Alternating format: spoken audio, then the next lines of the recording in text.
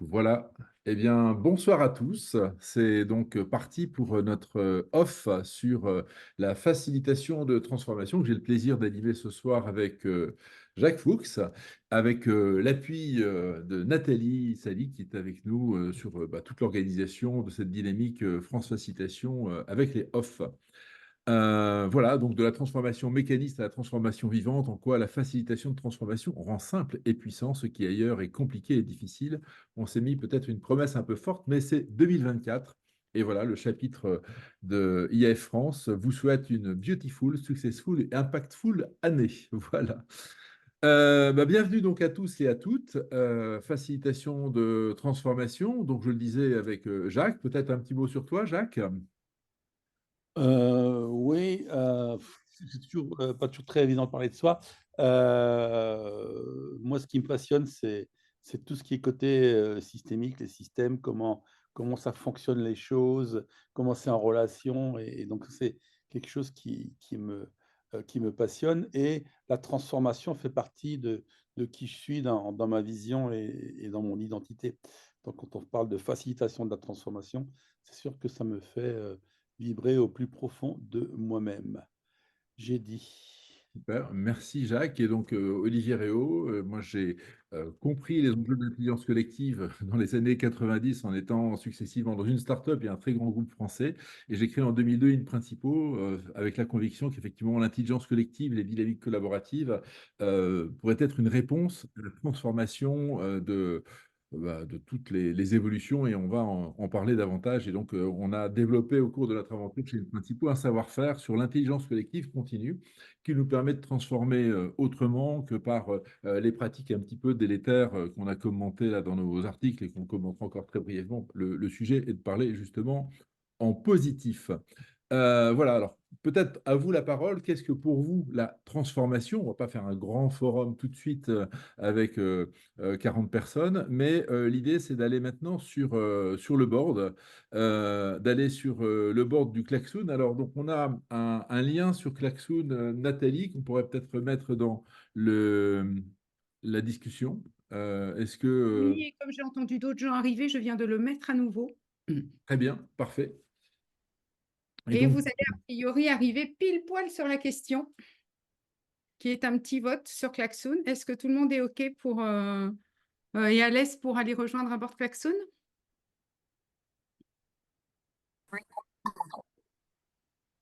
alors.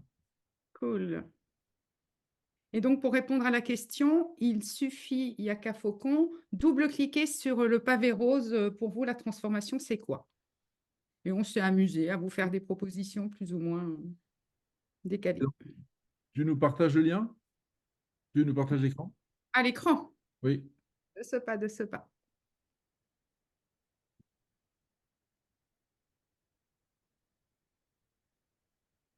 voilà, top. C'est good? Alors, est-ce que tout le monde est connecté à ça? Pour l'instant, on a 19 participants. Déjà, mais c'est très très bien. C'est cool. 34 présents. Ah, il y a un certain nombre, il y a des alchimistes hein, dans le lot. Une personne sur 7 qui a une âme d'alchimiste. C'est super.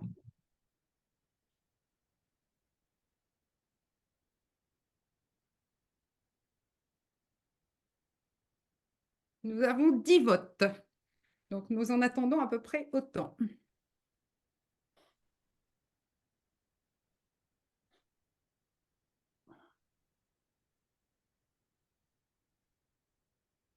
« 11. Pour l'instant, Jacques est content parce que nous avons une égalité. Oh, oh, oh, oh, oh. Ah, nous venons de la perdre. Ah. Tout change tout le temps, ma chère Nathalie. Ah, mais c'est ça, exactement. C'est à peu près ça. Ce qui est vivant change en permanence. La vie, c'est les mondes volatiles, incertains, complexes et ambigus. Tout ça change tout le temps. Exactement, même si c'est le monde tout court, tu n'as même pas besoin des adjectifs. Tout à fait. C'est la vie. Ah, il y en a qui veulent changer le plomb en or, Olivier. Ah ben voilà, ça, j'en étais certain. Eh oui.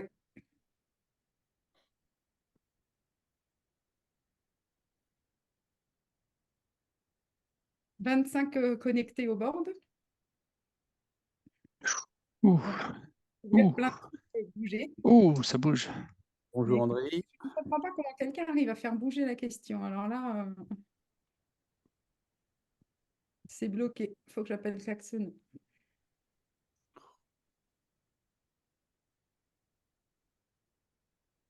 Ah, il y a du monde qui rentre encore, Olivier? Oui, je viens de faire rentrer du monde. Oui. Non, c'est juste pour remettre le lien vers le klaxon. Eh ben, on va remettre le lien vers le klaxon. C'est ce que je viens de faire.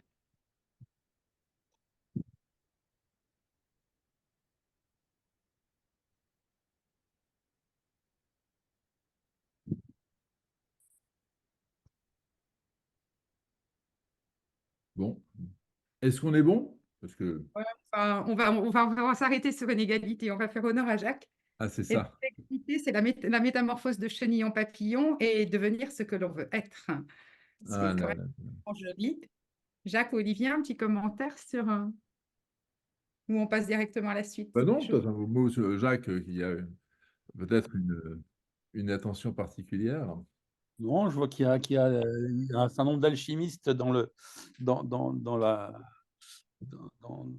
gens présents et ça me fait plaisir. C'est pas la majorité, mais ça me va.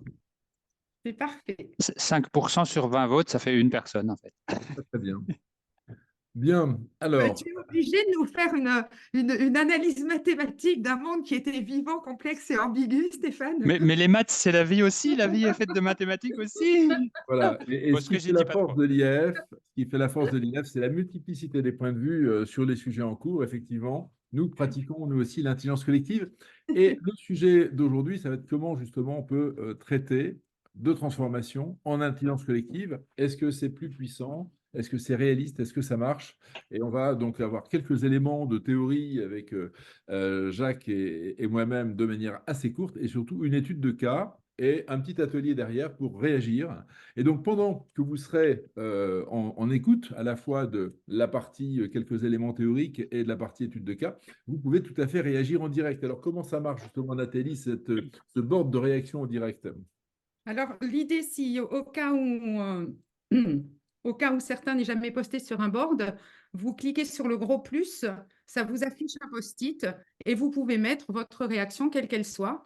Vous les mettez de manière spontanée. On a mis des couleurs au cas où vous ayez envie de serrer votre question vous approuvez totalement ce qui est dit, vous vous questionnez avec du rouge et vous avez donc envie qu'on réponde à cette question, ou vous êtes étonné et c'est une autre forme de question, voire avec une réponse dedans. Et donc moi, au fur et à mesure, je vais essayer de les trier à peu près et à la fin, Olivier et Jacques, vous répondrez aux questions éventuelles.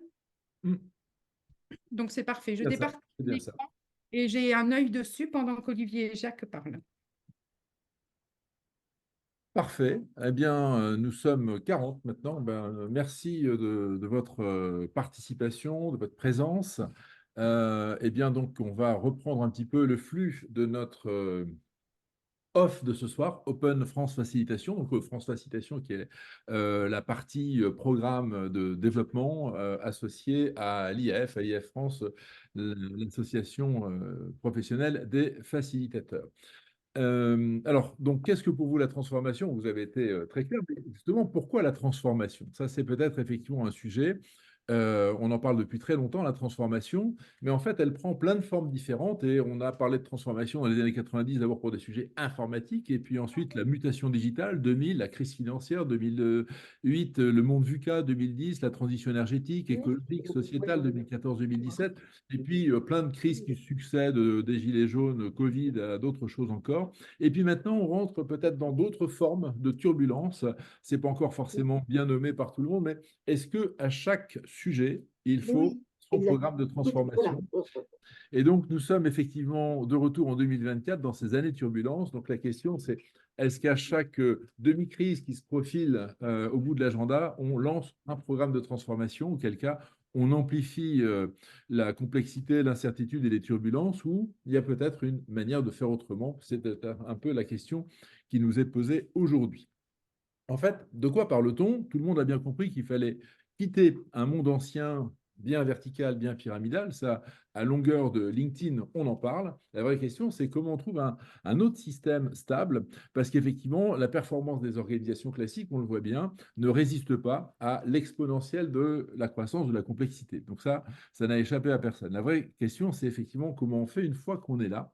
Est-ce qu'on maintient la courbe en bas avec un petit peu de programme rigide ou est-ce qu'on développe autre chose? Et donc, c'est la bonne question, parce qu'aujourd'hui, les techniques de transformation, de conduite du changement, bon, on est passé du changement de type glaciaire, hein, c'est gelé, il n'y a rien qui bouge, on dégèle pendant quelques semaines et on regèle. Donc ça, c'est un petit peu comme ça que les organisations faisaient par elles-mêmes, ça ne marchait pas très bien, et est arrivée dans les années 90 une méthode qui paraissait être une bonne méthode, parce que ça permettait d'engager psychologiquement les gens, avec cette fameuse vallée du désespoir, le système d'Elisabeth Kübler-Ross, de 1975, mais en même temps, ça crée beaucoup de stress, peut-être plus encore que la réalité, et beaucoup de dégâts, surtout quand ça s'accumule. Donc là, Jacques, qu'est-ce qui se passe dans cette méthode de courbe du deuil? Il y a déjà un souci de modélisation, une approche scientifique, c'est-à-dire que Alfred Korzybski, avec la sémantique générale, nous a dit la carte n'est pas le territoire. Et deuxième point, aucune carte ne décrit complètement un territoire. C'est-à-dire qu'en fait, cette carte établie par Kubler-Ross, elle a fait ça sur une étude, alors pas à des milliers de personnes, mais sur des gens qui étaient en train de décéder. Donc, c'était des deuils, des gens, aussi bien des gens qui étaient en train de décéder et leurs familles proches qui allaient avoir leur conjoint. Donc, quand on voit faire l'analogie entre quelqu'un qui perd un proche, qui peut être un mari, un parent, un enfant, quelqu'un qui nous est cher, je ne vois pas franchement la relation avec le changement dans les organisations, quoi. Donc, il y a un tel décalage entre le modèle et la réalité. Ça, c'est déjà un premier problème. Alors, pourtant, certains l'ont vu parce que c'était justement très confortable pour certains cabinets de conseil dans les années 90 qui faisaient du re-engineering, parce que plus les gens étaient en résistance, plus on savait stigmatiser cette résistance au changement. Et donc, finalement, on a associé cette méthode à cette notion de changement. Et justement, maintenant, quand j'interviewe quelqu'un qui fait de la conduite du changement, la première chose dont il me parle, c'est résistance au changement. Or, moi, quand je propose à mes enfants d'aller dans un parc célèbre le week-end prochain, c'est une opportunité pour eux, il n'y a pas de résistance au changement. Et ça, c'est souvent un sujet, c'est finalement d'engager des systèmes qui vont chercher une énergie assez basse pour transformer. Et il y a peut-être d'autres méthodes, en tout cas qu'on a pratiquées, qui permettent d'aller plus loin. Alors, Olivier, juste avant, si tu veux revenir dessus, oui. c'est intéressant. À partir du moment où il y a de la tristesse et la vallée du désespoir, les gens désespérés ne résistent plus. Et donc, c'est une méthode manipulatoire pour get rid, quoi, donc de traiter la résistance, justement. Voilà, donc, alors, en fait, quand on fait cette méthode une fois et qu'on revient à une dynamique positive, finalement, l'organisation n'est pas trop abîmée parce que il y a des fois où ça marche, il faut quand même le dire.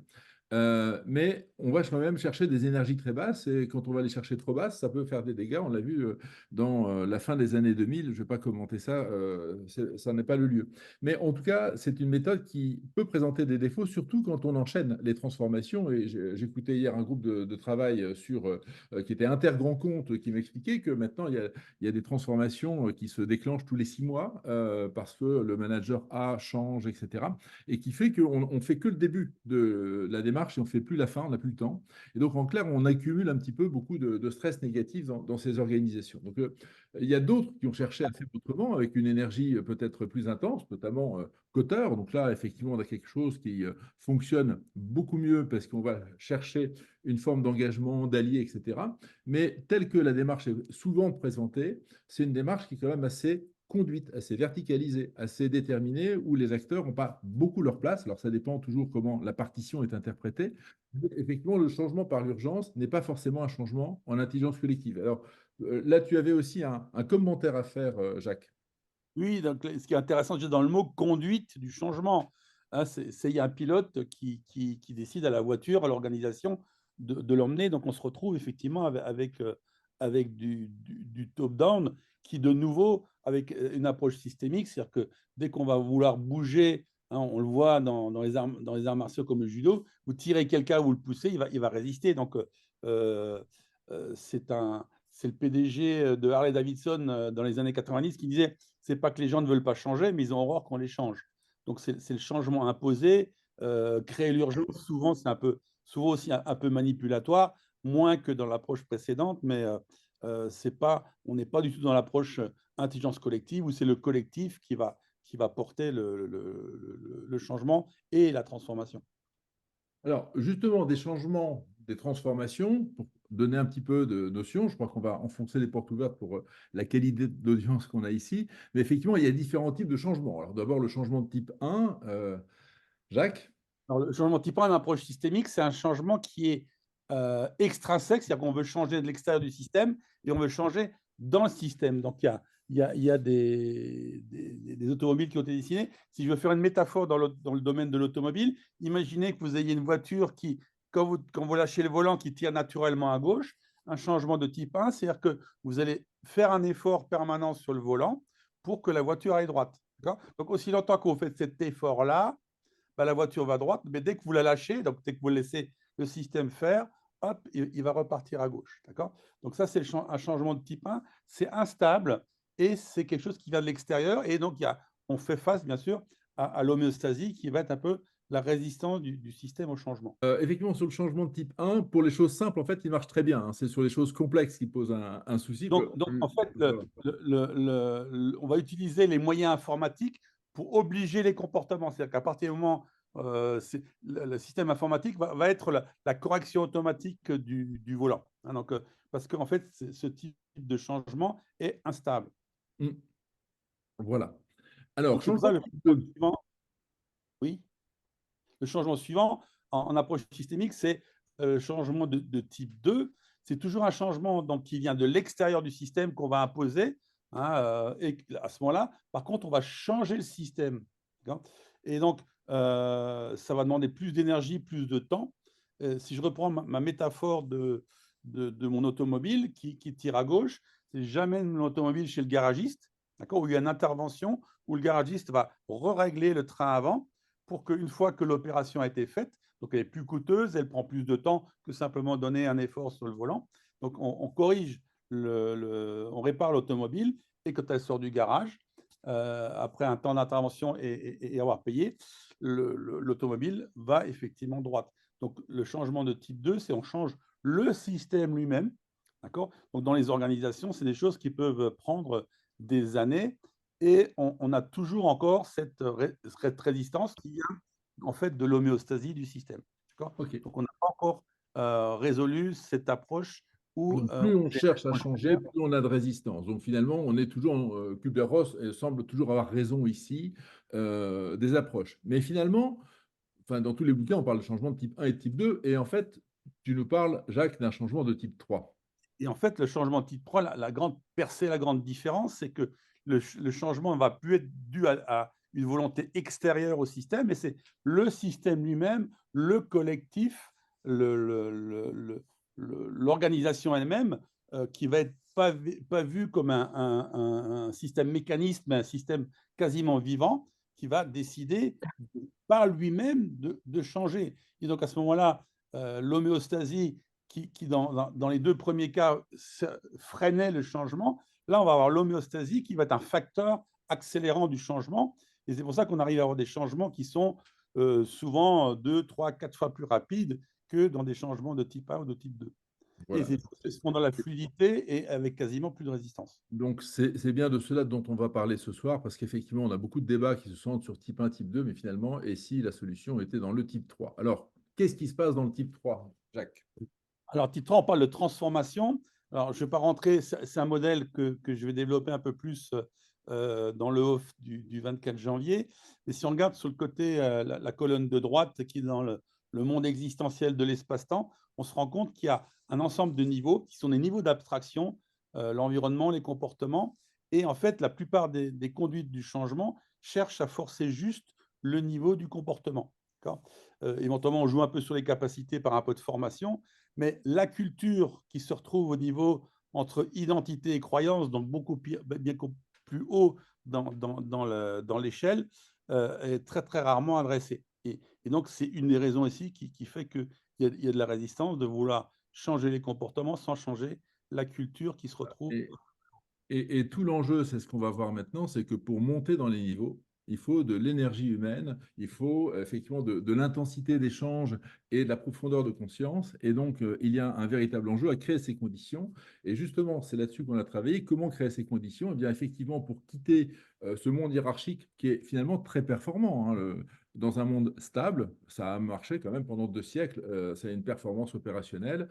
Quelques-uns décident en haut, les autres exécutent. C'est quelque chose qui a fonctionné. En revanche, pour évoluer en continu, ça pose véritablement des difficultés.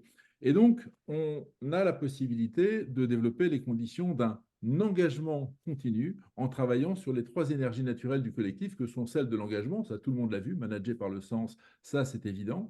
Quand on crée du sens, on crée de l'énergie d'engagement, mais derrière cette énergie d'engagement, l'énergie qui vient immédiatement après, c'est l'énergie de l'action. On a envie d'agir parce qu'on est porté par le sens. Et si on vous empêche d'agir dans un certain cadre, si le cadre n'est pas assez ouvert ou si on vous empêche d'agir, ça crée de la frustration. Donc parfois, c'est pire que mieux. Donc ça suppose l'énergie 1, d'avoir la possibilité d'exprimer l'énergie 2. On réalise des actions et on se réalise par ces actions. Mais là encore, cette énergie, elle n'est pas infinie. À un moment, on a besoin de revenir à autre chose, de partager des choses qu'on a apprises, nos expériences, partager nos vécus, nos ressentis. Et effectivement, quand on est dans cette situation de partage, on est dans l'énergie de la régénération. On augmente finalement la confiance. Après le match, hein, l'action, eh bien, on va prendre un verre en face et on débriefe. Qu'est-ce qui s'est joué? On a gagné, on a perdu, mais peu importe, l'équipe est plus importante que le match. Et là, on renourrit la cohésion. Et ce modèle cohésion sans action permet de passer d'un management linéaire à un management circulaire où on capitalise en permanence sur les énergies. C'est là-dessus qu'on a véritablement travaillé chez InPrincipio sur les dynamiques collaboratives. D'abord, appliquer nos propres démarches, puis un transfert managérial avec des formations là-dessus. Aujourd'hui, on a quelques entreprises qui ont adopté ce modèle complet pour former leurs managers. Et puis, derrière, on l'a appliqué à la transformation. Alors, avant de rentrer dans un sujet de transformation, peut-être passer de cette intelligence collective linéaire à l'intelligence collective circulaire, ça peut sembler extrêmement conceptuel. Et je vais donner quelques schémas pour clarifier un petit peu le sujet. L'intelligence collective linéaire, on la connaît tous, et elle marche très bien pour faire un séminaire, une démarche. C'est ce fameux diamant du collaboratif. Une question, un déroulé, un livrable. Au départ, on a une question, on crée les conditions d'une divergence, plein d'avis, plein d'engagements, plein de champs de réalité qui se conjuguent, de l'émergence, beaucoup de choses s'additionnent, se démultiplient, 1 + 1 = 11, on arrive à des choses très pertinentes en nombre, et par la convergence, on arrive à quelque chose que l'on décide, que l'on engage, on a une solution. Sauf que, en fait, il y a un début à l'intelligence collective et il y a une fin. Et effectivement, à la fin du séminaire, à la fin de la démarche, même si on a 10 séminaires de suite, eh bien, la belle histoire se termine et on revient au monde normal avec sa culture. On n'est pas dans l'intelligence collective continue. Qu'est-ce qui se passe en fait? Pour passer à l'intelligence collective continue, il faut regarder ce qui se passe au cœur du réacteur d'une démarche d'intelligence collective.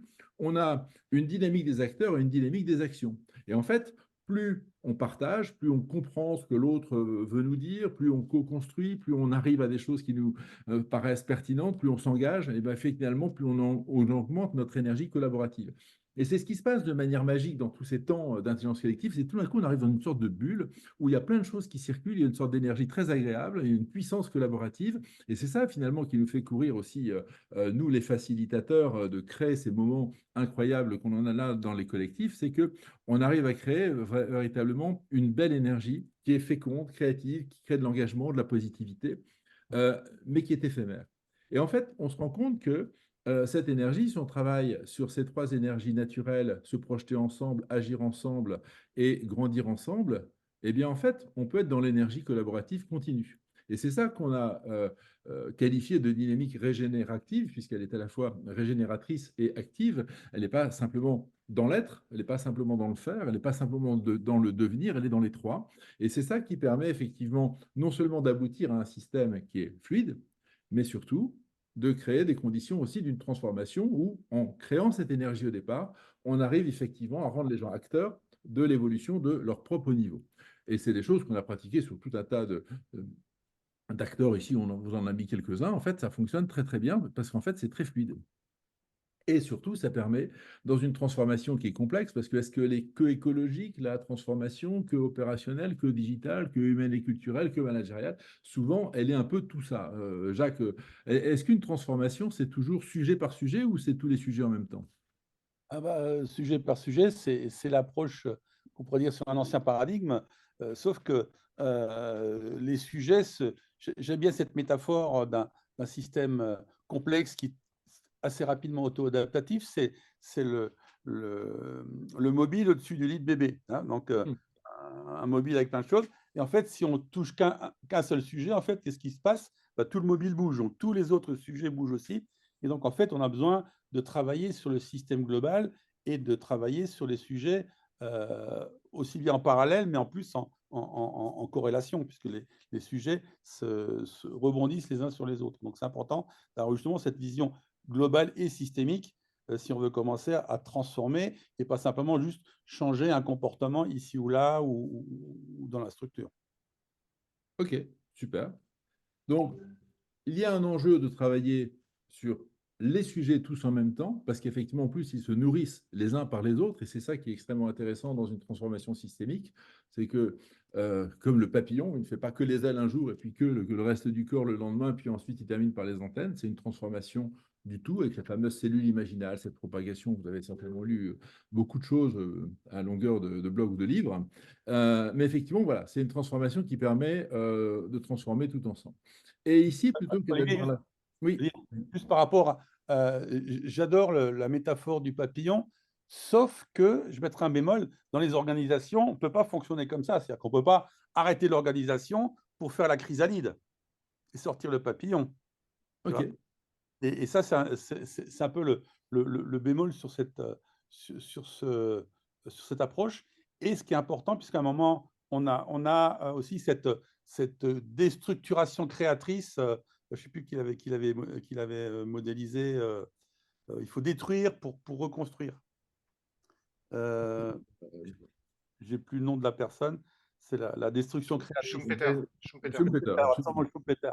Et en fait, actuellement, dans le monde dans lequel on vit, les conditions d'existence, on ne peut plus se permettre Schumpeter non plus. C'est-à-dire qu'en fait, on a besoin d'avoir la créativité, la création qui remplace progressivement, en même temps, sans effet négatif, justement, de la transformation. Super.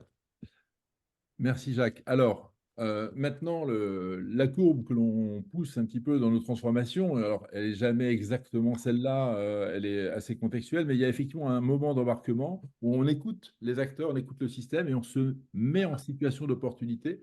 Et si le changement qu'on avait en face de nous était une opportunité, même si il y a des sujets peut-être parfois un peu lourds sur le climat, etc., mais en tout cas, c'est une opportunité de les regarder le plus avant possible et pas trop tard.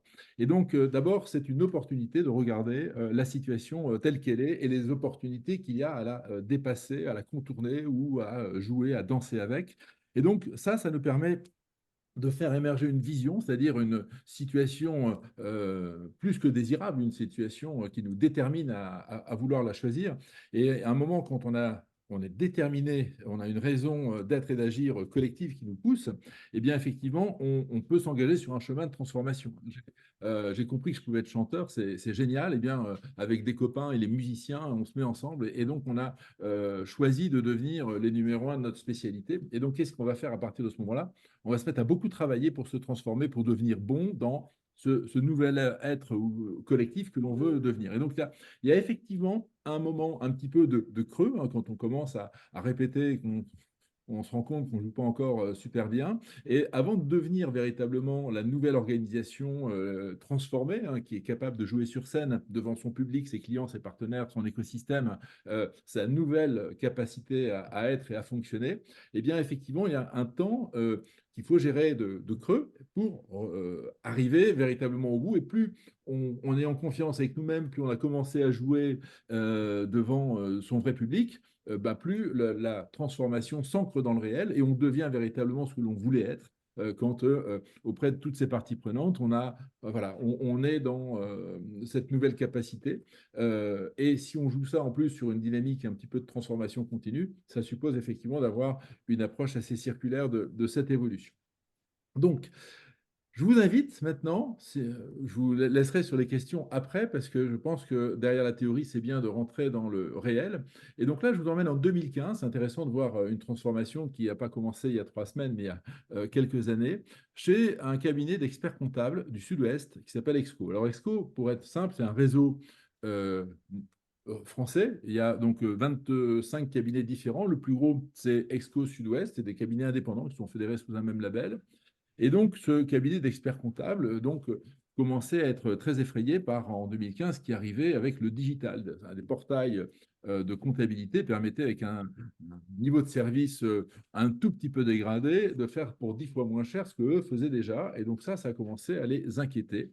Et donc voilà, c'est 50 agences, à l'époque 700 collaborateurs, maintenant ils sont 800, déjà 17 000 clients, beaucoup de petits artisans, des PME, des ETI, des acteurs locaux, des clubs de rugby aussi, on est dans le sud-ouest. Des endroits viticoles charmants, il y en a quelques-uns. Et donc voilà, c'est une activité très sympathique, mais quand même, ils étaient très inquiets quand ils m'ont contacté en mai-juin 2015 sur le risque d'ubérisation. Et donc, on leur a fait cette proposition de mettre leur collectif en situation d'opportunité, de le rendre acteur de sa transformation et de l'autonomiser dans sa capacité d'auto-évolution. Et donc, on va rentrer un petit peu dans le vif. Avant de rentrer dans l'histoire, quelques signes avant-coureurs. En 2017, ils commencent à envoyer des vœux nouveaux. Ensemble, faisons pousser les entreprises. Donc, on ne parle plus de digital, on parle de végétal. C'est différent. Et en 2018, toutes les agences se mettent à communiquer comme ça auprès de leurs clients, auprès aussi de leurs futurs candidats. Ils sont devenus fertiliseurs d'entreprise. Et ici, voilà leur communication, fiers d'être fertiliseurs. Ils se sont donné une nouvelle capacité à être et à vivre. Voilà, donc vous pouvez taper ça sur Internet, hein, Exco fertiliseur d'entreprise. C'est véritablement leur nouvelle capacité à être et à faire qui s'incarne dans cette vision champêtre. Qu'est-ce qu'on a fait avec eux? Eh bien, d'abord, on les a embarqués. On les a embarqués pour les mettre en énergie avec eux-mêmes sur leur réalité du moment, en les embarquant à différents niveaux. Hein. D'abord, les associés, les managers, etc., les collaborateurs. Et puis, par différentes approches, on les a amenés à se projeter sur une réalité nouvelle et puis à la déployer avec un certain nombre de chantiers de transformation jusqu'à activer cette dynamique véritablement dans leur métier et à s'autonomiser ensuite. Et ensuite, ben, depuis, on a refait un accompagnement en 2022 à la fois en formation et en démarche pour redonner un petit élan après le Covid notamment, mais véritablement aujourd'hui ils sont très autonomes. La démarche, elle s'est appelée en interne l'aventure ensemble maintenant. C'est un titre qui semble sympathique comme ça, mais qui n'est pas neutre pour des experts comptables, parce qu'une aventure financière en général, c'est pas très bon signe. Et donc, comment aimer ensemble l'aventure maintenant? Ça, c'était la bonne question. Et comme ils sont au pied des Pyrénées, la métaphore de la montagne l'a un petit peu emporté sur les démarches de métaphore. La première démarche, la mise en situation d'opportunité, on l'a fait en très peu de temps sur quelques semaines avec un séminaire associé, un séminaire manager et un séminaire avec un tiers des collaborateurs à Pau, dans une très grande salle magnifique. Voilà, donc si je vous donne quelques exemples de photos du vécu, sans rentrer dans le confidentiel de ce qu'ils ont vécu, mais voilà, ici, ils ont été un petit peu en co-design de démarche. Ici, ils ont été en vision pour trouver une première expression de ce qu'ils pourraient être. Et donc déjà, ils ont fait évoluer pas mal de choses. Ici, de cette vision, ils en ont identifié beaucoup de défis. Et on est arrivé à une question commune. Et si nous faisions ensemble de tous nos défis des opportunités pour innover? Donc là, on n'est pas encore dans une vision transformatrice. C'est finalement, plutôt que d'être tétanisé, est-ce qu'il n'y a pas 150 sujets sur lesquels on pourrait trouver des idées, sur lesquels on pourrait agir dès maintenant et finalement de se redonner confiance dans l'action? Et l'action, ça engendre de l'énergie. Et la phase 2, on a expérimenté cette dynamique avec une capacité à générer au niveau du terrain des initiatives. On a fait des grands forums ouverts. Là, on est sur la semaine du 30 novembre au 3 décembre. Et on va générer plein d'initiatives. Des initiatives qui vont être incubées, développées, comme on commence à le faire maintenant un peu partout, hein, donc des quasi-micro-startups internes, pas encore constituées en tant que telles, mais en tout cas des initiatives d'action très opérationnelles, qui ont été présentées lors d'un grand campus des initiatives quelques mois plus tard, en février 2016. Et là, ça a généré beaucoup d'énergie, il y avait du sourire, de la confiance, les sujets qui étaient ceux du printemps 2015, du digital étaient un petit peu oubliés. Et en tout cas, il y avait l'envie d'agir, la fierté d'être dans cette entreprise, de servir des clients. Voilà, donc la boîte avait retrouvé le cap, le moral. Et en fait, c'est là où on commence à parler de transformation. avec notamment d'abord les associés, 2 séminaires, et ensuite les managers, 2 séminaires. Pourquoi 2 séminaires? Parce qu'effectivement, ça permet d'amener un questionnement projectif et de s'en saisir pour aller chercher du nouveau et de se dire, mais en fait, qu'est-ce qu'on veut devenir? Parce que qu'est-ce qu'on veut devenir, quand on est dans le fossé, ce n'est pas évident à se projeter. Donc, il faut à un moment monter en énergie sur la montagne et regarder un petit peu les opportunités et finalement aller au-delà des nuages, se projeter dans la vallée ensoleillée de l'autre côté de la montagne et aller questionner. Et donc, on va lancer une démarche de Learning Expedition où en fait ils vont sur un questionnement de choses qu'ils ignorent pour justement aller s'y confronter. Et donc ces aventures inspirantes, elles vont engendrer tout un tas d'éléments nouveaux, notamment si j'en prends une sur le digital. Ils avaient bien sûr peur de tout ce que ça pourrait encore augurer et derrière ils ont compris que dans leur champ de vision, il y avait un autre sujet qui n'était pas encore visible, qui était déjà l'intelligence artificielle. Donc, il y a une des Learning Expeditions qui est partie voir Watson d'IBM, donc pris rendez-vous avec les équipes, et ils se sont fait faire sur place des démonstrations.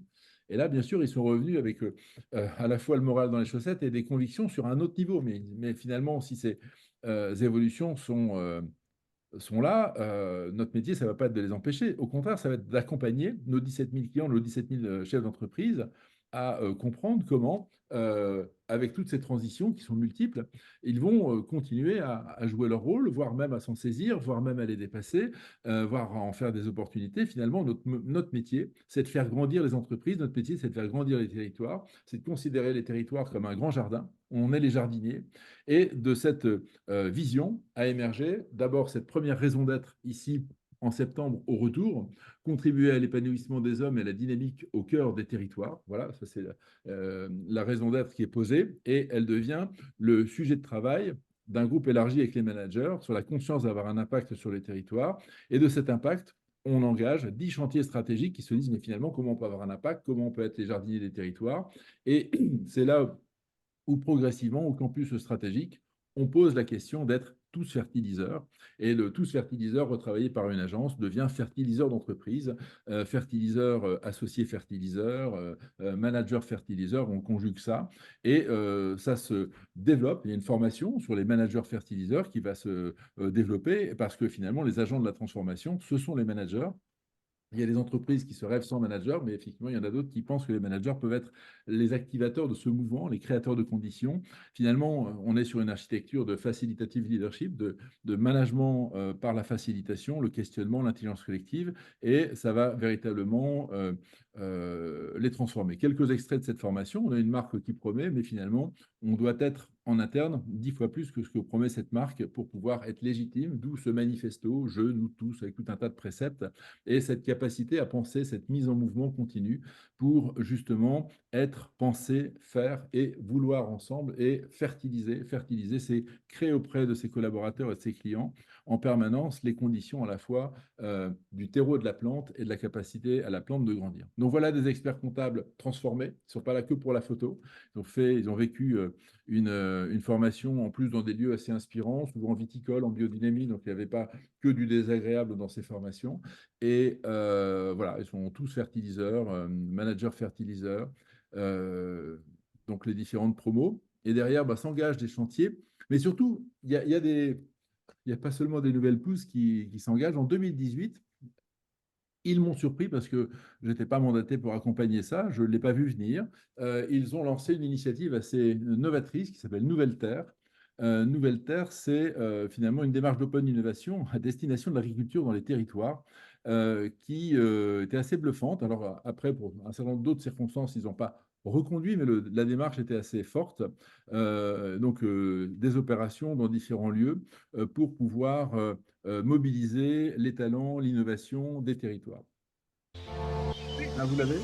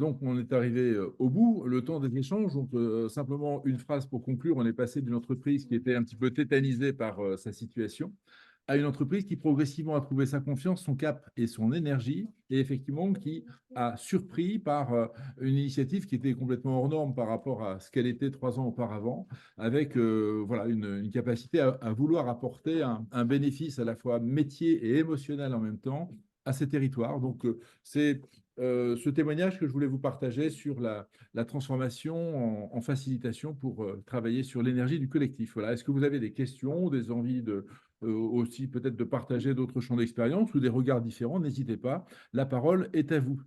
Alors, Olivier, juste avant les questions, j'aimerais juste pointer, focaliser quelque chose qui est extrêmement intéressant dans cet exemple-là, mais qu'on retrouve partout, c'est quand on transforme l'organisation, les individus se transforment aussi en même temps.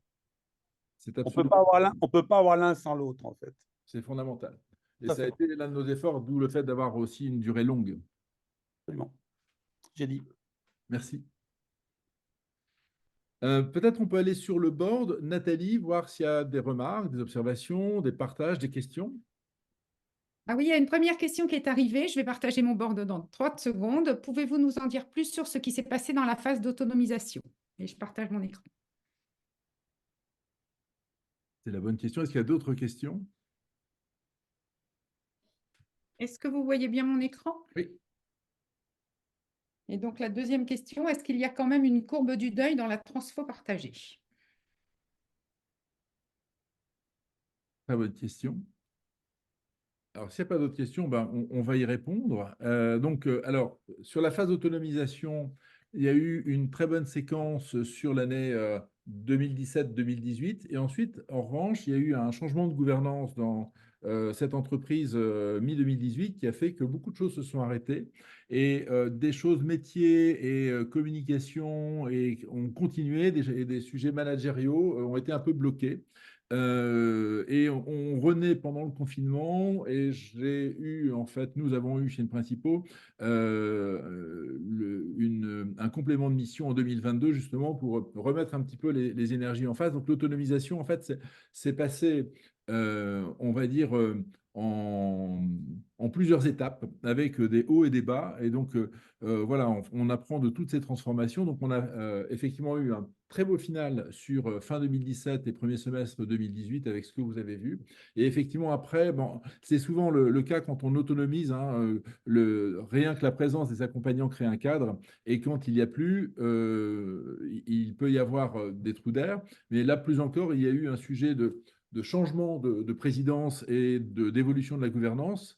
Et donc, c'est un petit peu comme quand on a des élections dans un pays, surtout que là, c'est des associés avec tous les jeux que ça peut supposer. Il y a eu une période d'instabilité, mais ils n'ont pas perdu le cap. Ils ont maintenu ce qu'ils voulaient être et finalement, ils s'y sont pleinement remis là, ces 2 dernières années. Donc voilà, on n'est pas non plus dans un long fleuve tranquille et en même temps, ils ont éprouvé énormément de stress en charge pendant le confinement. Donc eux, ils n'ont pas une activité qui s'est réduite parce que l'exercice comptable est toujours là. Mais en revanche, ils ont accompagné beaucoup d'entreprises en détresse et ils ont pris beaucoup de charges un petit peu pendant ce temps-là. Et voilà, maintenant, ils ont repris du poil de la bête avec toujours le même cap, mais ça n'a pas été un long fleuve tranquille la suite immédiate. Est-ce qu'il y a quand même une courbe de deuil dans la transformation partagée? Il n'y a pas une... alors, d'abord, il y a eu des creux dans notre démarche parce qu'effectivement, quand on accompagnait le terrain, on n'accompagnait pas la direction. Quand on accompagnait la direction, on accompagnait moins le terrain. Et nous eussions voulu, nous, accompagnants, être présents sur beaucoup de fronts en même temps. Budgétairement, ce n'était pas forcément possible sur une entreprise de cette taille. Et donc, effectivement, là aussi, quand dans une dynamique, on perd un peu en accompagnement, on génère un petit peu un sentiment d'abandon, pas forcément un sentiment négatif dans l'absolu, mais voilà. Donc, au-delà de ça, le fait d'être toujours en action, en fait, l'idée, c'est de transformer les incertitudes en opportunités parce qu'on est en capacité d'aller chercher le sens et la possibilité de l'action. Donc, il y a bien évidemment des zones de turbulence, hein, mais on n'est pas dans un creux où en fait on a et le pessimisme et le doute et l'absence d'énergie. Et donc en tout cas, on est un petit peu comme dans une course à la voile où il y a toujours un vent et un courant qui vous amènent quelque part. Et si vous avez un cap, vous pouvez très bien barrer comme il faut pour utiliser l'énergie du moment pour retrouver, en tirant des bords, votre cap. Donc, l'idée, surtout pour nous, c'est de jamais laisser un collectif sans énergie. Jacques, tu peux peut-être compléter? Je parle beaucoup, en fait. Oui, mais c'est pas ça. La courbe de deuil, effectivement, à partir du moment où c'est le collectif, il n'y a pas de deuil, il y a une transformation qui est joyeuse. Et comme je l'ai pointé avant, c'est le système se transforme et les individus aussi. Quand on voit les photos des gens, apparemment, ils n'avaient pas l'air malheureux Ah non. et en train de résister. Euh, et ça, c'est une des clés qu'on apprend, entre autres aussi dans le coaching professionnel, c'est quelle est l'intention positive, vers quoi on veut aller. C'est-à-dire qu'on n'est pas en train de résoudre un problème de risque par rapport à la digitalisation de l'IA. Ils sont partis joyeusement vers un nouvel avenir totalement différent de l'ancien. Et par rapport à un cabinet d'expertise comptable classique, on n'est pas dans le même monde. Donc la transformation, je parlais, elle était vraiment multiniveau, puisqu'il y a eu la vision, la raison d'être s'est transformée, les ambitions, les rôles, les missions, leur culture a changé, leurs capacités ont changé, leur comportement a changé, leur environnement a changé. Donc la transformation était sur l'ensemble des niveaux. Et donc ça, c'est à Absolument. noter justement, quand on parle de transformation, c'est toujours un truc global et dans tous les recoins du système, ça se transforme. Alors, je rebondis sur ce que tu viens de dire sur les sourires sur les photos, parce que pour moi, c'est une métrique essentielle. En général, le tout premier séminaire à la première heure, on voit peut-être de l'attentisme ou des sourires défiants. Et très rapidement, on a des sourires, mais qui ne sont pas simplement liés à l'intensité de l'exercice, qui sont liés véritablement au fait que les personnes se sentent engagées et positivement en capacité d'agir sur leur futur. Donc, le, les sourires spontanés, pas ceux sur les photos officielles finish, mais sur les moments collaboratifs, pour moi, c'est un véritable indicateur de ce qui se joue. Alors, quelles sont les autres questions? Comment on passe Vas-y. pardon, comment on Ah non, vas-y. passe d'un mode avec un pilote qui conduit, entre Mm. guillemets, le changement à un mode déconcentré? Alors, l'enjeu, c'est que sur la phase d'autonomisation, ce soit véritablement les managers qui pilotent leur propre transformation. L'idée, c'est, ici, on n'est pas dans une entreprise très grande, mais on a deux instances, les associés qui finalement constituent la vraie gouvernance, le cadre de l'entreprise, hein, son cadre structurant, et l'ensemble des managers qui la font vivre et qui délèguent les responsabilités, et qui organisent la vie de l'entreprise. Et justement, avec cette capacité à empowerer l'ensemble des collaborateurs par une mise en mouvement continue. Donc, véritablement, cette projection de modèle, elle est très rapidement conscientisée et c'est ça qu'on accompagne. Donc, on n'est pas pilote au sens où les facilitateurs sont des chefs d'orchestre au centre de l'orchestre. On est, nous, toujours en périphérie, sur le bord, à créer les conditions pour que cette conscience soit là et que justement le lead, le drive, soit porté par ces équipes. Alors, je vais rebondir sur une autre question qui est connexe, c'est comment était structurée l'équipe de transfo interne. Donc ça, c'est une vraie bonne question. Donc, à côté du comité de direction, du directoire, comme ça s'appelait ça s'appelle toujours dans cette structure, on a créé un groupe pilote, non pas un comité de pilotage, mais un groupe pilote, justement, pour être en conscience de comment on co-construit la démarche. Et en fait, donc c'était un groupe au départ de 8 qui s'est ramené ensuite à 6.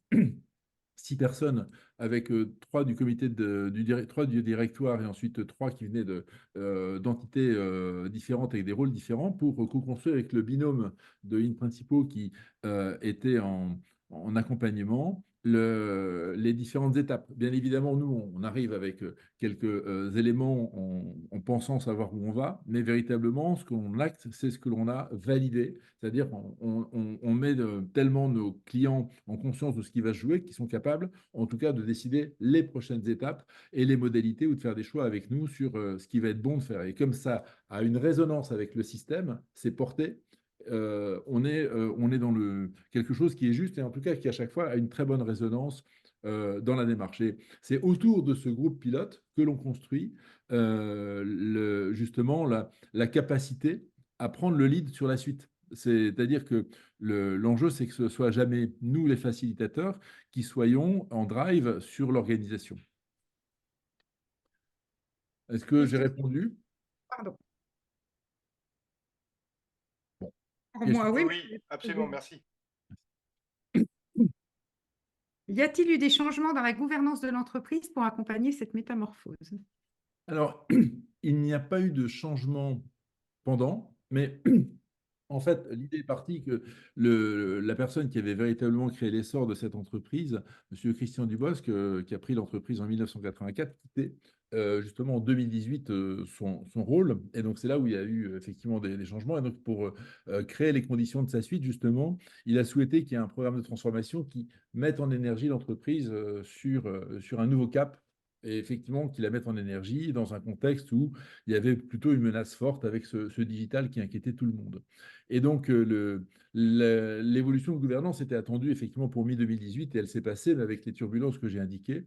Et je ne commenterai pas plus parce que là, on rentre dans la confidentialité de la vie du client. Euh, et j'espère ne rien avoir trahi de ces secrets de fonctionnement. Je parle que de la méthode d'accompagnement et les éléments que je vous ai montrés ce soir ont déjà été rendus publics lors d'un partage. Donc, on est dans quelque chose qui est transparent. Ici, l'enjeu de la gouvernance, c'est que justement, le groupe pilote soit en lien très fort avec le comité de direction et avec 3 membres.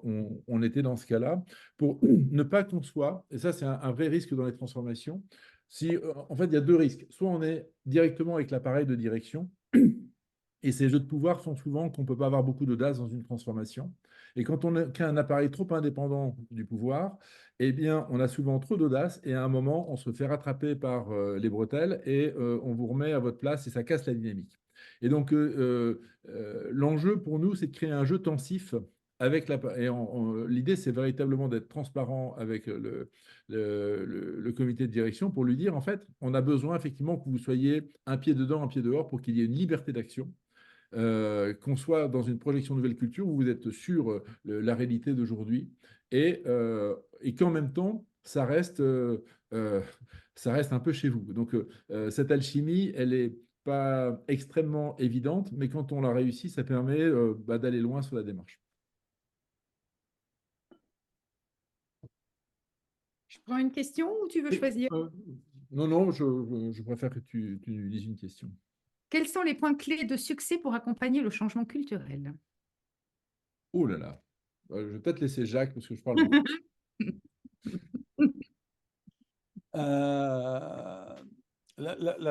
Le point clé pour moi, c'est de bien comprendre ce que j'appelle le critère d'Einstein. Vous ne pouvez pas résoudre un problème avec le même niveau de pensée que ce qu'il a créé. Si vous voulez changer la culture, il ne faut pas changer la culture, il faut monter plus haut dans les niveaux d'abstraction. C'est pour ça qu'il y a les doubles modèles, les doubles niveaux de transformation qui sont là.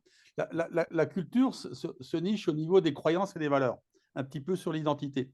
Donc, si vous voulez transformer la culture, il faut monter un cran, il faut commencer à transformer, travailler sur une nouvelle vision, raison d'être, et après, la culture va pouvoir suivre. D'accord? C'est-à-dire que pas forcer un changement culturel. C'est-à-dire que l'utilisation justement des doubles niveaux de transformation, ça permet de monter suffisamment plus haut d'utiliser Einstein pour transformer la culture, qui après va transformer les capacités, qui va transformer les comportements. Et ça va se faire en fait naturellement à partir du moment où on prend les choses par ce côté-là. Ok. Je rajouterai deux points. D'abord, je suis entièrement en phase avec ce que vient de dire Jacques, mais les moyens pour y parvenir, c'est justement de travailler à la fois sur le champ rationnel, projectif et le champ émotionnel du vécu. Et sur ce champ émotionnel, il y a le fait d'ouvrir son champ de conscience par des expériences. Et donc, il y a d'abord donc le fait d'avoir des moments collectifs, des moments où on va se décadrer et se décaler pour aller voir ailleurs et prendre conscience d'autres réalités. C'est un très bon préalable. Et surtout, les expériences de co-construction sont des moments incroyables. Et ici, on n'en parle pas parce qu'on en a un seul sujet comme témoignage, mais on va faire une masterclass ensuite dans le cadre des intralabs courants. Donc, je crois que c'est avril. On va se reconfirmer ça, Nathalie, sur les dates. dans le cadre de France Facilitation. Mais le cas Leroy Merlin, par exemple, qu'on a accompagné non pas avec une démarche de cette nature, mais avec des Learning Expeditions. On emmenait des groupes de 16 personnes dans d'autres pays pendant une semaine, 3 jours d'inspiration, 2 jours de créativité, prototypage. Il y a 1200 collaborateurs, managers intermédiaires qui sont partis sur 4 ans à travers ces Learning Expeditions systématiques et en masse. Ça a créé une véritable transformation culturelle parce que justement, s'approprier des réalités dans sa zone, non pas de confort, mais de challenge, fait en sorte que quand on le vit collectivement, c'est extrêmement nourrissant. Et si c'est porté par un cap qui a du sens, hein, si on sait où on va pour faire ça, on n'est pas dans une animation qui est déstabilisante, on est véritablement dans une transformation culturelle, conscience collective plus expérience collaborative en situation de challenge. C'est un très bon moyen de changer la culture. En tout cas, on ne change pas sa culture en restant dans sa zone de confort, dans son canapé. Alors, comment s'assurer que l'équipe est autonome? Ne faudrait-il pas un accompagnement continu comme les Scrum Masters pour les équipes agiles? Alors, les équipes ne sont pas autonomes et elles ont un manager. Et c'est ce manager, effectivement, on ne va pas doubler le manager. L'enjeu, c'est effectivement que le manager fertiliseur soit un manager qui conjugue les différentes approches des dynamiques collaboratives, de la facilitation, de certaines pratiques de coaching, type le feedback, etc.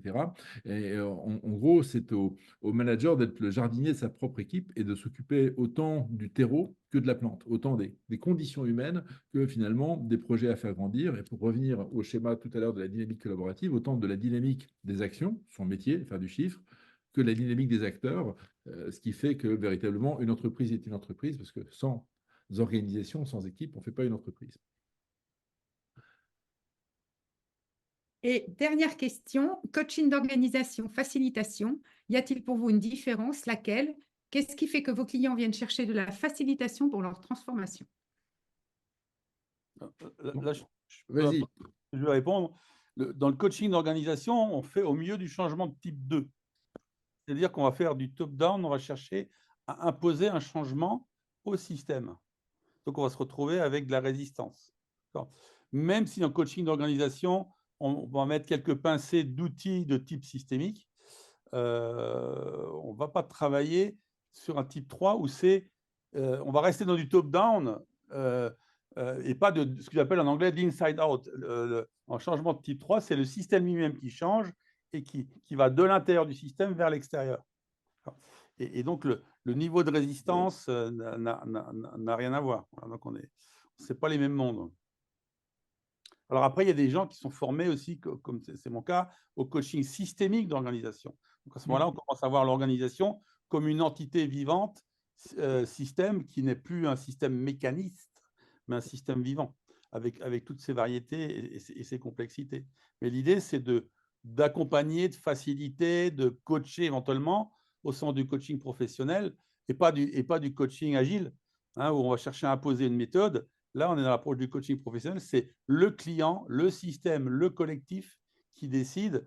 Et dans ce que je fais comme méthode ou de ce que fait Olivier, c'est le collectif qui choisit son cheminement. D'où la difficulté des fois avec les préparations de la direction, qui peut avoir ses idées et de vouloir continuer à faire le classique top-down qu'ils ont appris à l'école. Voilà. Oui, ce que j'ajouterais, c'est que le coaching d'organisation, comme son nom l'indique, est très centré sur les acteurs, sur la dynamique des acteurs. Et je ne suis pas un expert du coaching d'organisation, donc je parle sous réserve, et en fait assez peu sur les enjeux de contenu, du métier, du contexte d'entreprise, de sa vie, de ses clients. Et c'est difficile de créer un fort engagement quand on n'est que sur une des deux dimensions. Et quand on travaille les actions et les acteurs l'un par l'autre, on arrive à créer beaucoup plus d'énergie, de sens, d'action et de capacité à se mettre en mouvement. Et donc, ça engendre des conditions d'énergie dans le collectif qui sont bien plus fortes et donc bien plus transformantes. Et c'est pour ça que je pense que la facilitation en pareil cas a un vrai sens. Après, pour accompagner un comité de direction dans son mode de fonctionnement plus quotidien ou sur un passage de cap, je pense que le coaching d'organisation peut apporter des réponses plus spécifiques. voilà, enfin, il y a pas d'outil ou d'approche qui est fondamentalement plus forte dans l'absolu qu'une autre. Mais en tout cas, pour de la transformation, où il faut jouer sur différents niveaux du collectif, différentes natures d'enjeux, différentes dimensions de transformation, la facilitation permet vraiment d'être intelligent avec l'ensemble des choses qui se jouent. Est-ce qu'on a répondu à toutes les questions Il y en ou... a qui arrivent encore au Ah, d'accord. standard. Au standard. Comment fait-on pour engager ce type d'approche dans une entreprise culture très ingénieure, rationnelle, où le temps d'écoute des émotions peut paraître incongru? Très, très bonne question. Alors, il y a deux angles morts à tout ce qu'on vient de vous raconter. C'est d'abord, l'idée de faire passer à une direction générale que ce type d'approche a du sens, est une solution, est efficace et peut marcher. Donc, ça suppose effectivement que les dirigeants aient déjà fait un peu une part du chemin, parce que effectivement, si les acteurs en question ne voient pas le sujet, on peut leur répéter 150 fois, ce n'est pas ça qui va les intéresser. On peut avoir plus confiance dans des acteurs de la transformation traditionnelle. Euh, Ensuite, sur le sujet des ingénieurs, euh, je pense que c'est quelque chose qui est en train de bouger parce qu'on le voit bien, il n'y a pas de décision sans émotion, disait Antonio, dit toujours que c'est toujours vivant, Antonio Damasio. Et donc, il n'y a pas de projet innovant non plus sans émotion. Et donc, ce qu'on demande à des ingénieurs, c'est pas simplement de la rigueur descendante, c'est aussi une sorte de créativité technique, technologique et de capacité à faire venir des projets de bout en bout. Et donc, je pense que de plus en plus, on le voit, et on voit bien l'exemple de la Californie, de la Silicon Valley. On a des ingénieurs qui sont aussi animés par l'imaginaire et par l'émotion. Et puis les hackathons, toutes ces choses-là, sont des moments où la technologie et l'émotion sont très conjuguées. Donc, je pense que par l'exemple, on peut arriver à démontrer que ces ingénieurs sont des humains et que les humains ont tous besoin d'être complets sur l'ensemble de leur spectre émotionnel, rationnel, intérieur, extérieur. Voilà. Donc, voilà. Après, l'enjeu, c'est peut-être aussi de sensibiliser nos dirigeants encore à cette réalité. Mais en tout cas, ça marche partout, hein. Ça, on peut vous raconter d'autres études de cas. Tout à fait. Et je lèverais justement une confusion. Pour moi, tel que je fonctionne, alors je ne sais pas, Olivier, personnellement, je n'adresse pas les émotions. Les émotions vont surgir naturellement, mais dans le mode de fonctionnement en IC systémique, on ne va pas adresser les émotions des êtres humains. Par contre, on va adresser les ressentis, ce qui est quelque chose de totalement différent. D'accord? Et la tendance que j'ai, c'est de passer des émotions à un mode ressenti qui va être un indicateur.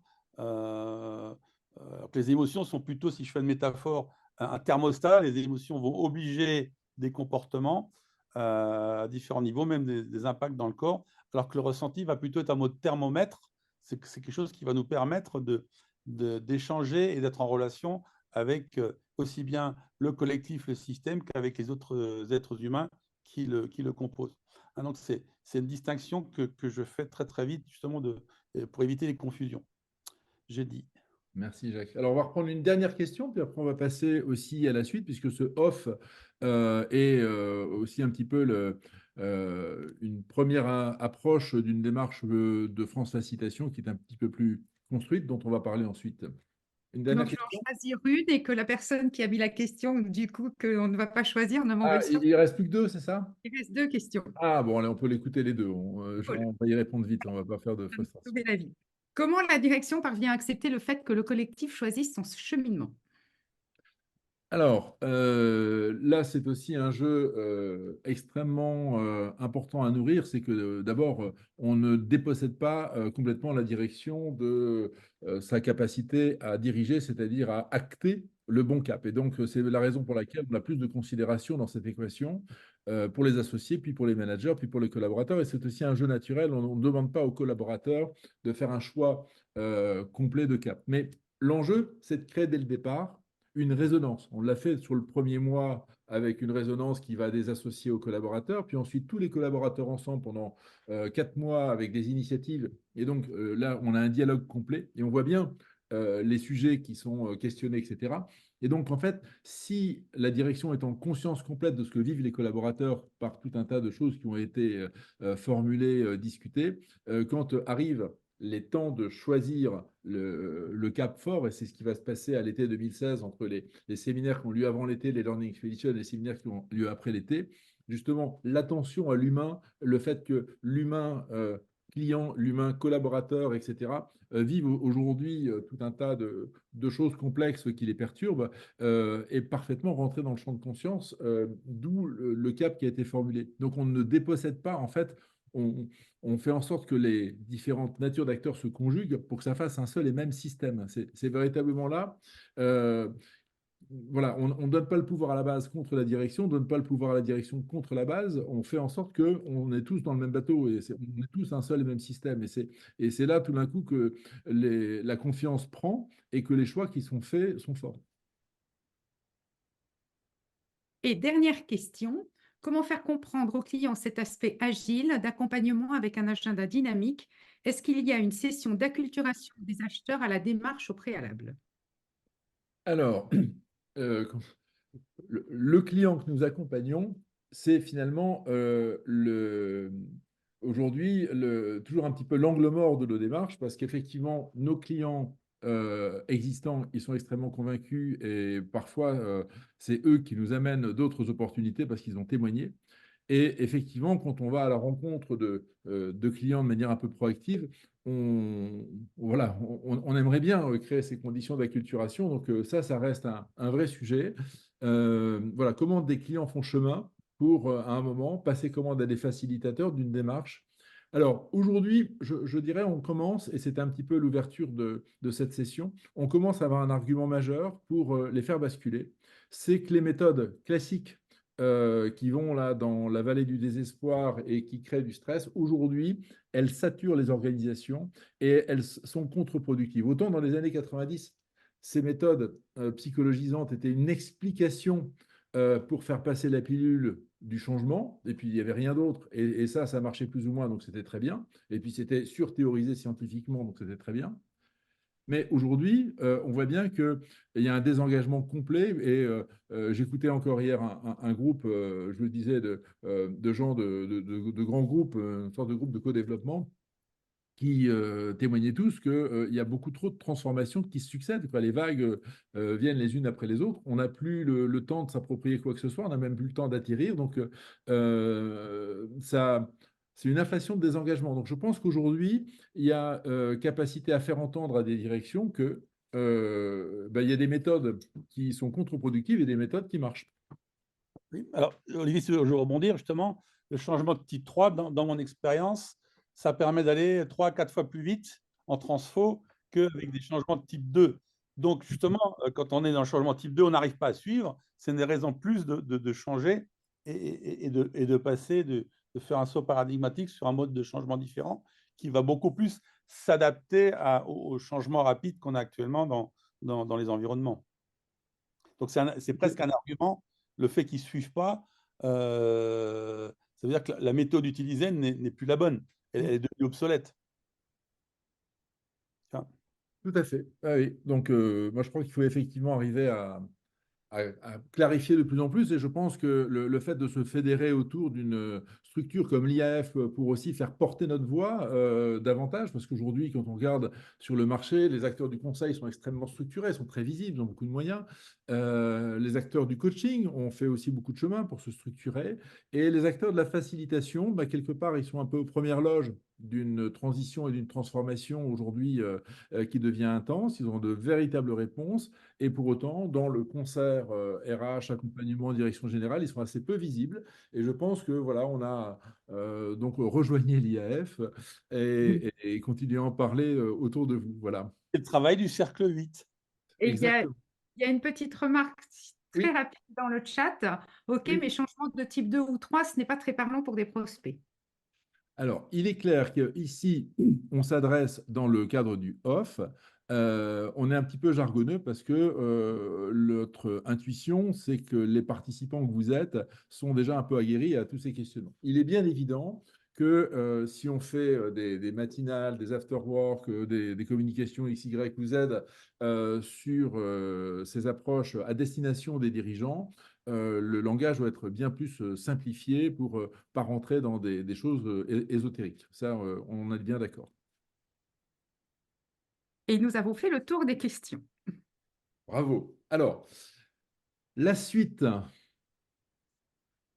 La suite, il est 19h18, étant agile, Mm.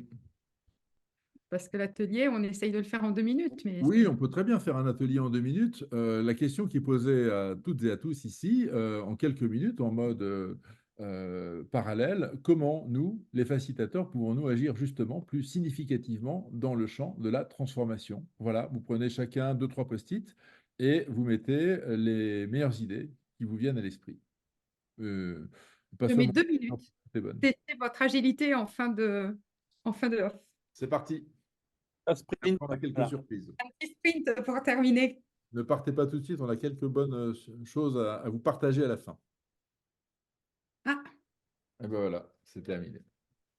Bon, ben c'est pas mal, hein.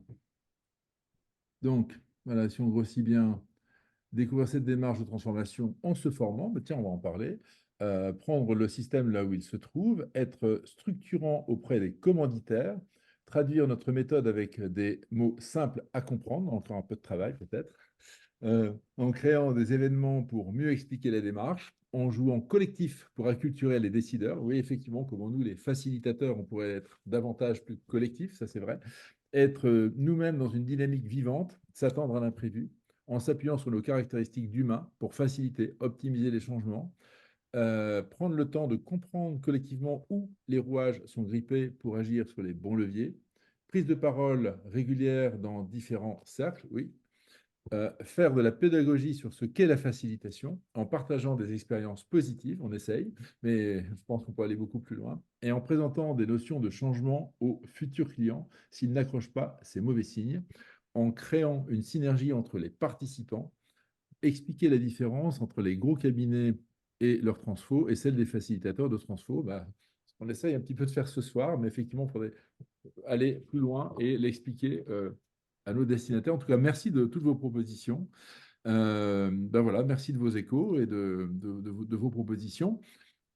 Voilà, alors après, ben, si vous avez peut-être des réactions un petit peu sur l'ensemble de la démarche, n'hésitez pas à les poster. Il y a un espace pour ça, mais je vais te laisser la parole, Nathalie, parce qu'on a pas mal d'annonces et de petites annonces sur les suites de cette démarche.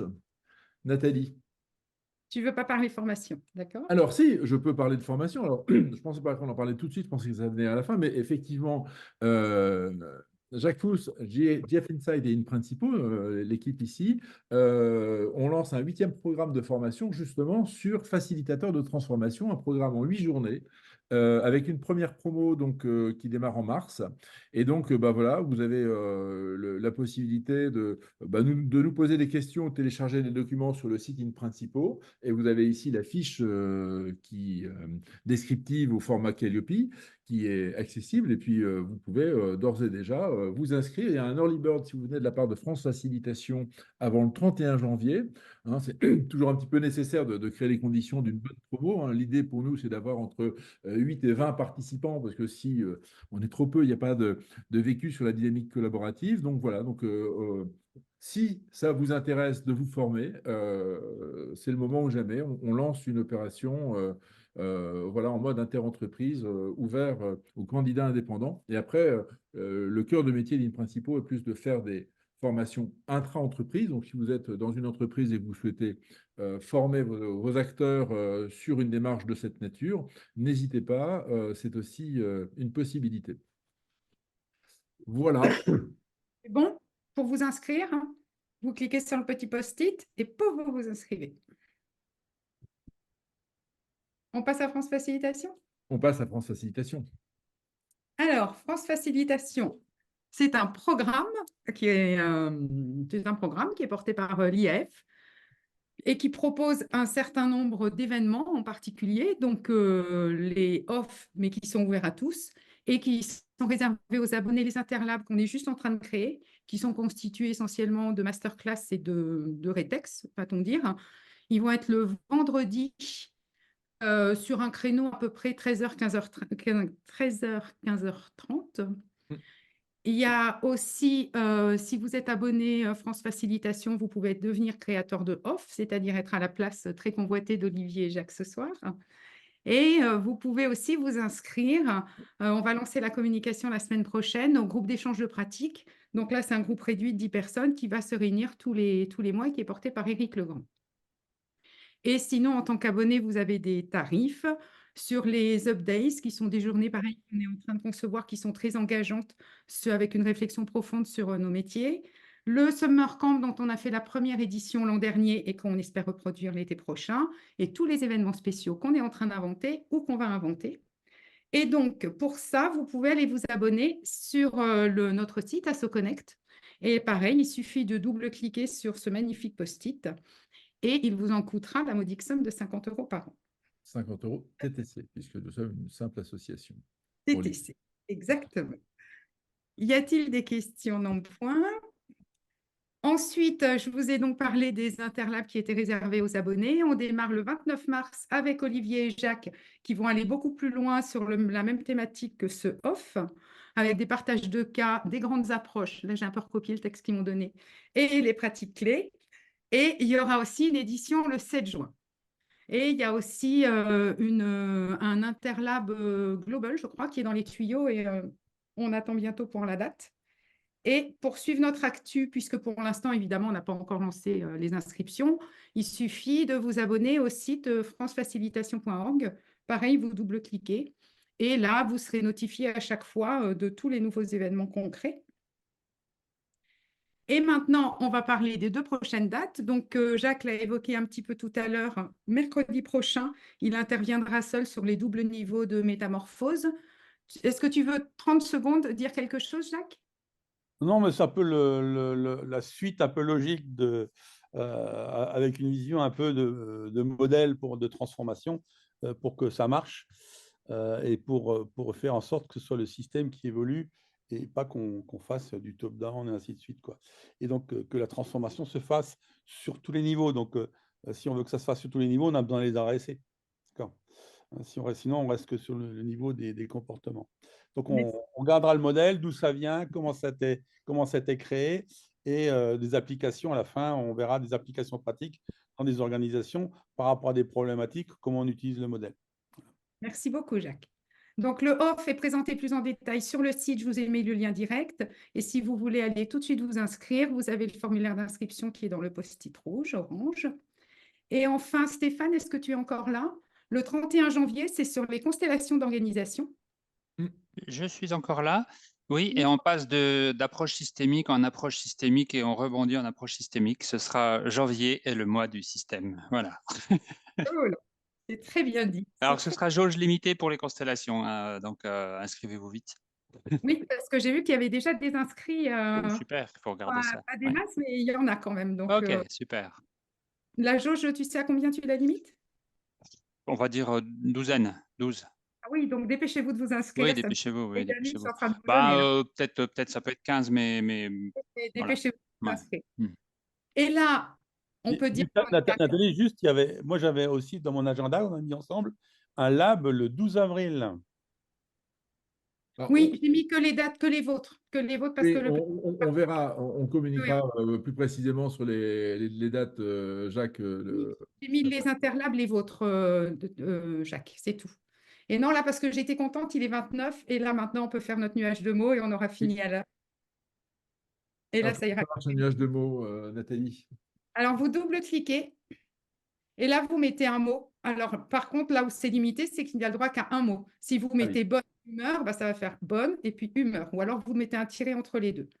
C'est pour voir un petit peu tous ceux qui ont tenu jusqu'à la fin, dans quel état d'esprit vous êtes. Top. Et puis après, on met ça en photo et on est content. Ah, Mais Jacques et Olivier, vous avez le droit aussi d'aller mettre des oui, mots. on va mettre des mots. Alors, enrichissant et motivant sont deux mots qui, pour l'instant, apparaissent beaucoup. Vous pouvez aussi, si vous le souhaitez, quand vous cliquez sur le nombre d'idées là en bas, aller liker certains mots. Je vous laisse encore 30 secondes. Ça bouge. Passionnant, enrichissant, motivant. Vous allez voir ces mots traîner sur LinkedIn, à mon avis, dans pas longtemps.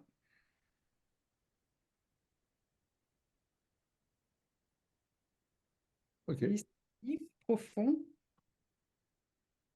Un petit mot de... Ça bouge encore, mais tu peux peut-être, pendant que ça bouge encore, un petit mot de conclusion, Olivier? Alors, un petit mot de conclusion. Je ne sais pas, j'ai beaucoup parlé. Moi, presque. Ah, Olivier, Jacques, pardon, c'est moi qui ai mal formulé. Oui. Euh, donc, écoutez, moi, je suis ravi qu'on partage des sujets sur le fond en facilitation. Il y a eu beaucoup de choses dans le monde de la facilitation sur des ateliers, des exercices de durée variable. Et effectivement, je pense que c'est d'autant plus intéressant qu'on soit un certain nombre de facilitateurs à s'engager sur la voie de la transformation, sur des prestations longues, parce qu'aujourd'hui, ça nous permettra aussi d'être identifiés, nous, comme facilitateurs, comme acteurs stratégiques de l'organisation et pas parfois caricaturé comme étant d'un rôle assez accessoire comme on peut l'entendre parfois. On voit le monde du conseil avoir des difficultés à aller au bout de ces démarches parce qu'il travaille sur le champ du contenu et des actions seul. Et effectivement, on peut penser que mieux vaut s'adresser au système et avec le contenu et avec les acteurs et avec l'ensemble de ces déterminants. Voilà, mais je dois me répéter. En tout cas, j'étais ravi de ce moment avec vous. Il y a peut-être quelques personnes qui voudraient prendre la parole là sur ce tout dernier temps. Merci Nathalie et merci Jacques surtout. Et Jacques, peut-être tu voudrais aussi peut-être dire un mot? Oui, deux, trois mots rapidement. Je pense que ça fait plaisir qu'il y ait autant de gens intéressés. On parlait d'impact de la facilitation. Je crois que dans le monde de la transformation d'organisation, les impacts sont plus que non négligeables, quoi. Et même par rapport aux autres types d'approches, on a clairement des approches qui ont un niveau d'efficience au-delà de la moyenne. Voilà, donc j'ai dit. À user sans modération. Il y a eu beaucoup enfin, il y a des gens qui ont dû partir. Il y a eu énormément de merci dans le chat. Là, il y a encore merci beaucoup pour ces partages. Merci beaucoup pour cette session. Je dois me déconnecter. Merci à vous pour cette présentation. Les merci ont plu. Bon, écoutez, c'est un bonheur d'entendre ça. Merci. Ça fait plaisir, absolument. OK. Et écoutez, je vous souhaite à toutes et à tous une très bonne soirée, une belle continuation. Et puis, si France Facilitation vous parle, eh bien, n'hésitez pas à nous suivre, voire à vous abonner au programme France Facilitation et à toutes les actions de l'IAF.